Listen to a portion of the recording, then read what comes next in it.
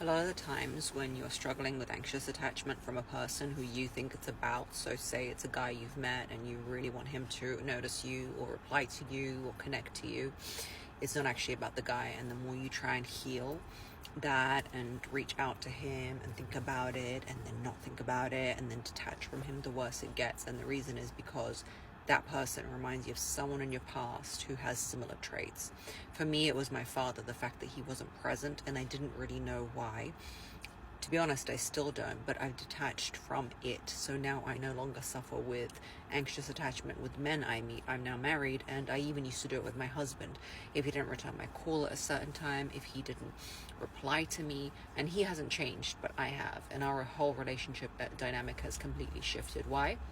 Because I let go of my father and wanting to seek his approval. I did Miss Universe. Pretty wasn't enough to get his attention. I tried to do well at school. Brains wasn't enough to get his attention.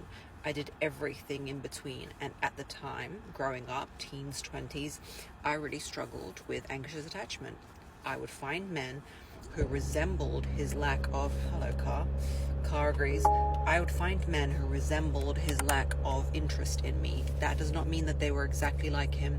That does not mean that they were similar to him in any way, but they might have been too busy or just simply not interested.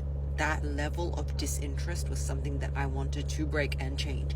That is what you're doing when you are suffering from an anxious attachment and you want to fixate on a person. For some reason your brain goes, aha, we can change the storyline, we can change the trajectory with David or Frank, when it was actually your father.